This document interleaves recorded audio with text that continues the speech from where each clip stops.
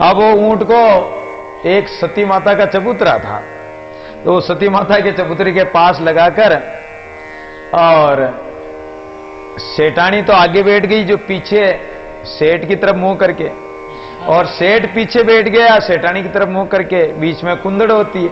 अब वो काटी तो थी, तो दोनों तरफ पैर करके सेठानी आगे बैठ गई पीछे मुंह करके, सेठ पीछे बैठ गए आगे मुंह करके, दोनों आमने सामने मुंह करके बैठ गए। अब ऊंट को ऊं किया तो ऊंट तो चल दिया, ऊंट चल दिया तो ऊंट के जो लगाम थी वो हाथ से छूट गई। अब लगाम हाथ से छूट गई, ऊंट तो अब कभी तो बम्बुड़ों में जाए, तो बेचारे सेठानी के जो बम्बुड़ के कांटे, अब ऊंट तो बम्बुड़ वगैरह ऐसे ही खाता, खेजड़ी बम्बुड़ वगैरह इसी प्रकार के कांटे वगैरह ये खाता हो। तो बम्बुड़ों में जावे तो बम्बुड़ों के जो कांटे बेचारी सेठानी के सेठ के पूरी चमड़ी छिल गई जगह जगह से। अरे सेठ जी इस ऊंट को रोको तो सही, बोले कि अब ये रुकने वाला नहीं है, इसकी लगाम तो हाथ से छूट गई, और कि इसको रोकोगे अपना स्टेशन भी घर ही रह गया, जो सती का चबूतरा था स्टेशन प्लेटफॉर्म, अब वो तो वो घर ही रह गया। अब कैसे उतरे, झकाना जानते नहीं। अब वो ऊंट तो चलता गया, कभी बम्बुड़ में जाए, कभी खेजड़ियों के नीचे जाए, कभी कहां जाए, कांटों में तो सेठ सेठानी कांटों से उलझ करके, और उनकी चमड़ी जगह जगह से छिल गई, खून छक गए जगह जगह से, कपड़े फाट गए। और सेठानी कहे इसको जगाओ तो सही, कि जगाना जानते ही नहीं। अब एक गांव में गए तो वो सेठ के आसामी थे, तो आसामी बोले जी सेठ जी रुको जी, आपके पैसे ले जाओ, आपका माल ले जाओ, धन ले जाओ, धान ले जाओ, और आपके ऊंट को रोको। बोले कि अम्मा को स्टेशन ही करा रहेगी, अब रोका तो रोका कहीं। अजी सेठ जी इसको जकाओ, कि जका वो जाना ही कौन। तो वो एक कोई गांव का आदमी था जो ऊंट को जकाना जानता था, तो उसने जय जय किया, तो जय जय किया तो ऊंट बैठा तो वो सेठ जी उछल एकदम नीचे धड़ाम से नीचे गिरे। तो सेठानी क्यों को बहुत बढ़िया रियो, तो पहली सेठ जी गिर गया जो छोकरियो, न तो मैं भी गिर जाती। अता में तो वो एक तरफ से और बैठे तो उछल गए, सेठानी भी धड़ाम से नीचे। तो सेठानी कहने लगी कि बाढ़ आ गई, तो दोनों तरफ से बैठे गए। तो ये मन रूपी ऊंट है, ये दोनों तरफ से मारता है। ये जब मन रूपी ऊंट अपने वश में नहीं रहेगा, इसकी लगाम अपने हाथ में नहीं रहेगी, गुरु ज्ञान के द्वारा इस मन रूपी ऊंट को लगाम के द्वारा, चाबुक के द्वारा, मन ताजी चेतन चढ़े ल्योकी करे लगाम, शब्द गुरु का ताजना कोई पहुंचे साधु सुजान। अगर गुरु ज्ञान रूपी लय रूपी लगाम जो हाथ से छूट गई, और नाम रूपी लगाम हाथ से छूट गई, सुरती रूपी लगाम हाथ से छूट गई, तो ये मन रूपी ऊंट फिर तो संसार के विषय वासना रूपी कांटों बम्बोड़ों में ही जाएगा, और इसको रोकना बहुत भारी काम हो जाएगा। इस मन को फिर रोकने का अभ्यास अगर नहीं होगा, गुरु ज्ञान के शब्द नहीं होंगे, ज्ञान रूपी लगाम नहीं होगी, लय रूपी लगाम नहीं होगी, तो ये मन रुकेगा नहीं। तो ये मन ही सो मल उपजे, मन ही सो मन धोई, सीख चले गुरु साधु की तो तू निर्मल होई। तो मन ही माई वे मरे, ये मन ही अपने आप का शत्रु है, और ये मन ही अपने आप का मित्र है। मन में ही मरना है और मन में ही जीना है, जीतना है। इन काम करो दादी को। अगर मन में ही मन के विकारों को और इच्छाओं को, कामनाओं को मार दिया, तो ये मन में ही मरना है, जीवन मुक्त हो जाओगे। और जीवे मनी माय, और परमात्मा में भजन करते हुए जो आनंद प्राप्त होगा वो जीना है, सार्थक है, वो मन में ही जीवोगे। साहिब साक्षी भूते दादू दूषण नाय, वो परमात्मा सबका साक्षी है, सब जगह अंदर बाहर वो देख रहा है। इसलिए परमात्मा को तो कोई दोष है ही नहीं, दूसरों को क्या दूषण देंगे। ये अपने मन का ही दूषण है, मन का ही दोष है। ये मन ही अपने आप का मित्र है और अपने आप का शत्रु है। मन ही परमात्मा को मिलाने वाला है, मन ही संसार में फजीत कराने वाला है। बुरा भला सिर जीव के होवे इसी माय, दादू करता कर रहा सो सिर दीजे नाय। बुरा भला, आप बुरा कर्म कर रहे हो चाहे भला कर रहे हो, इसका फल किसके जाएगा, किसके सिर पे लगेगा? जो कर रहे हैं उसके सिर पे। अच्छा कर रहे हैं उसका अच्छा मिलेगा, बुरा कर रहे हैं उसको बुरा मिलेगा। इसका फल जीव के सिर पे ही बाहर पड़ेगा। इसका होवे इसी माय, इस घट में ही आप बुरा भला कर रहे हो। अच्छा भी कर सकते हो, सत्कर्म भी कर सकते हो और बुरा भी कर सकते हो, आपके हाथ में, आप कर रहे हो। इसका भार भी आपको ही उठाना पड़ेगा। दादू कर्ता कर रहे हैं, सो सिर दीजिए ना। कर्ता करने वाला कर रहा है। जब कर्ता होकर कुछ कर्म कर रहे हो तो इसका भार तुम्हारे सिर ही पड़ेगा, कर्ता के सिर पड़ेगा। परमात्मा के सिर दोष क्यों लगाते हो कि परमात्मा ने बुरा किया? परमात्मा कभी किसी का, न तो परमात्मा राम न तो किसी को मारता है। राम ने किसको मारा? अपने आप मर जाओ सी कर खोटे काम। जीव अपने कर्मों के अनुसार ही खोटे काम कर्म करके अपने आप मरता है। परमात्मा ने तो किसी को मारा है न किसी को मारता है राम।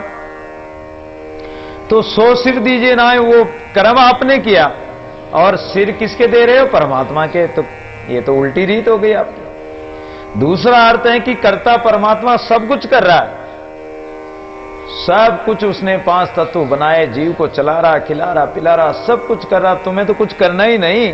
कछु ने कहावे आपको साईं को सेवे, दादू दूजा छोड़ सब नाम निज ले। अपने आप को कुछ कहलाओ ही मत। नहीं कर्ता तुम क्यों बन रहे हो? कर्ता तो परमात्मा है और कर्ता तुम बन गए हो। इसलिए ये भार तो तुम्हें ही उठाना पड़ेगा, परमात्मा थोड़ी उठाएगा। और कर्ता परमात्मा कर रहा है। जब परमात्मा कर रहा है सब कुछ, तो तुम परमात्मा के सिर पर ये कर्म का नहीं लगा सकते, क्योंकि वो कर्म में लिपायमान नहीं है। वो मनुष्य बना दिए, सब कुछ चला दिया, बना दिया, पदार्थ पद पदार्थ सब बना दिए। तो उस परमात्मा को किस बात का दोष देते हो कि उसने ये नहीं किया, वो नहीं किया? उसने तो सब कुछ कर दिया। अब उसके सिर पे आप दोष लगाते हो कि ये कमी छोड़ दी, वो छोड़ दी। वो कमी परमात्मा की नहीं, वो कमी तुम्हारी है। वो तुम्हारा प्रमाद है, तुम्हारा आलस्य है। परमात्मा को कभी बुरा भला मत कहो। उसने तो जो किया है वो अच्छा ही किया, भले के लिए किया, जीवों के हित के लिए किया। परमात्मा का किया हुआ कभी बुरा नहीं होगा, न बुरा है, न हुआ न होगा। परमात्मा तो सही करता है। इसलिए सो सिर दीजिए ना, उसके सिर पर दोष क्यों लगाते हो? ईश्वरी मिथ्या दोष लगावे। तुलसीदास जी महाराज भी कहते हैं कि जीव नाना विधि कर्म करता है, ईश्वरी मिथ्या दोष लगावे। ईश्वर के माथे दोष लगाता है, परमात्मा थोड़ी करता है। करता तो जीव ही है। उसका फल जब भोगना पड़ता है तब वो परमात्मा को दोष लगाता है। करता वे कर कुछ करे उसमाई बंधावे, दादू उसको पूछे उत्तर नहीं आवे। अगर आप कर्ता बन गए तो उस कर्तापन के अभिमान में, अहंकार में आपको बंधना पड़ेगा। बंधन हो गया। आपने जो भी काम किया, या तो आपने निष्काम भाव से किया कि मैंने कुछ भी नहीं किया, जिसका था तिसके अर्पण कर दिया, मेरा था ही नहीं, मैंने कुछ किया ही नहीं, तो आप निष्कर्म हो गए, उस कर्तापन के अहंकार से बच गए। और आपने कह दिया और विचार कर लिया कि मैंने किया, मैं करने वाला हूं। मैं नहीं होता तो कौन करता? मैं नहीं होता तो बच्चों का पालन पोषण कौन करता?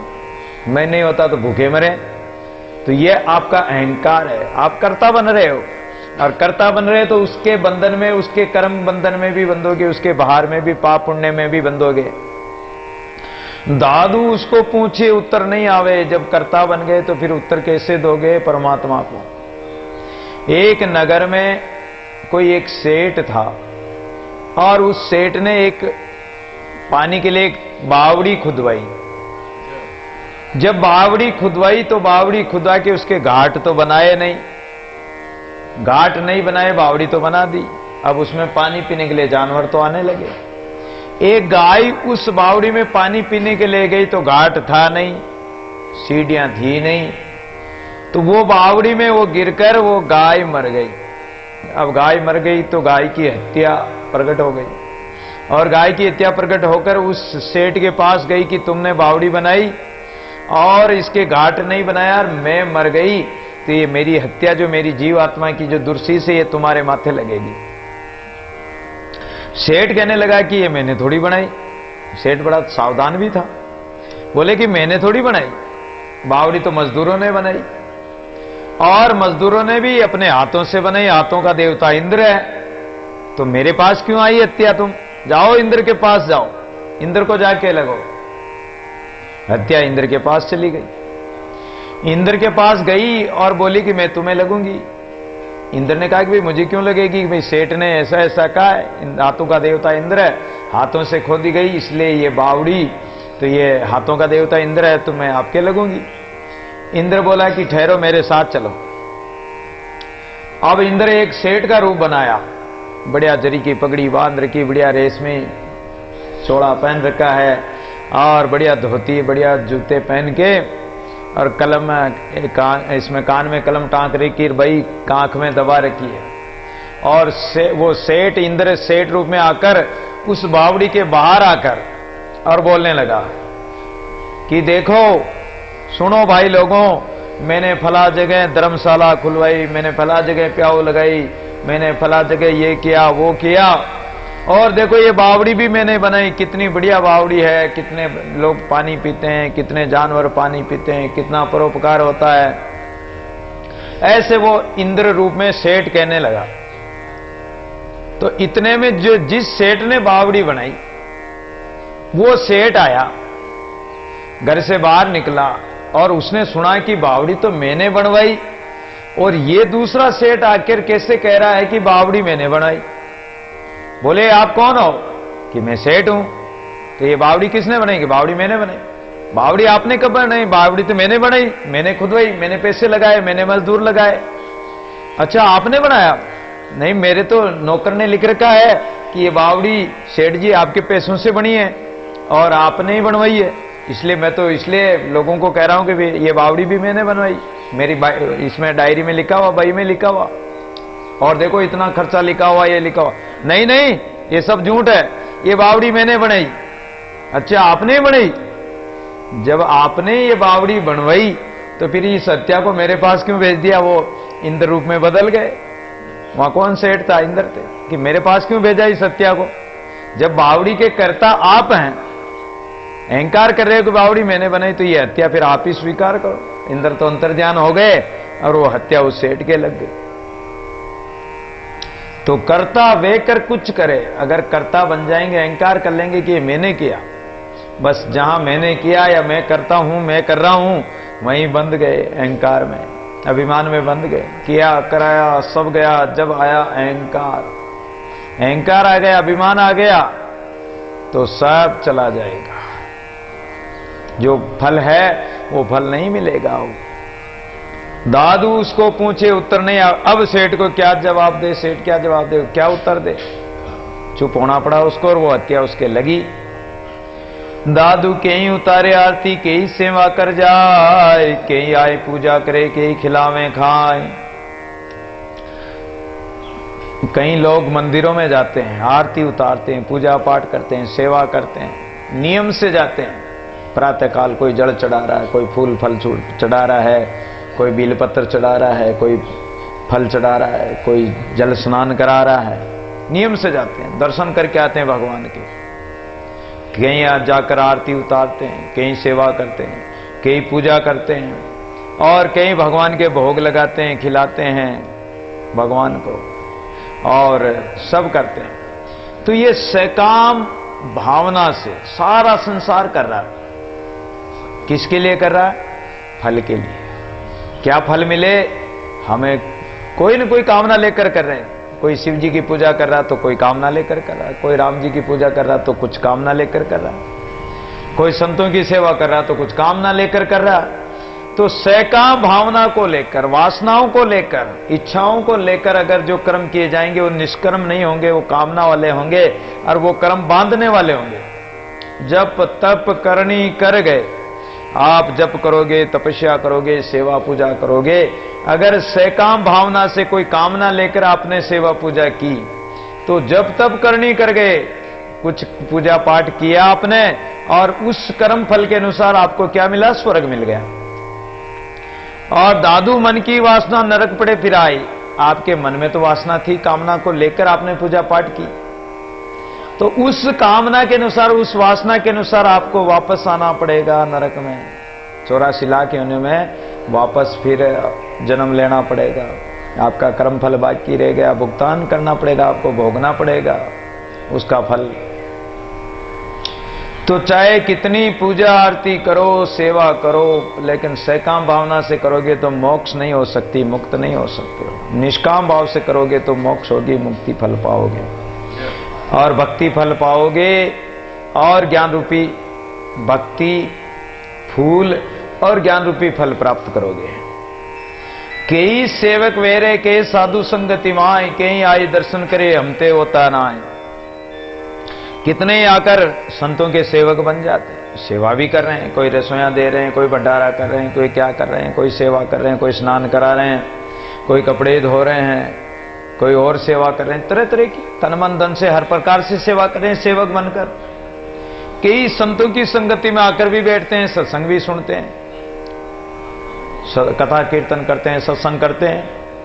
कई आई दर्शन करें, कितने आकर नियम से भाई मेरे गुरु महाराज मेरे संत हैं, संत भगवान तो दर्शन प्रतिदिन दर्शन करना चाहिए, तो वो दर्शन भी कर रहे हैं संतों के। लेकिन वहां भी अगर सांसारिक वासना है, कामना है, कोई इच्छाएं लेकर सकाम भाव से कर रहे हो आप और अंतर्मुखता से नहीं कर रहे हो, उस चीजों को सत्संग को अंतर्मुख उतार कर अपने जीवन में धारण नहीं कर रहे, तो वो भी एक दिन बंधन का कारण बन जाएगी। कारण कि उसमें भी आपकी कामना है, स्वार्थ की भावना है, परमार्थ की या और परोपकार की भावना नहीं है।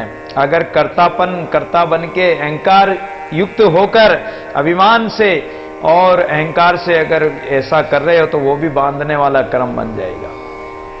और अगर निष्काम भाव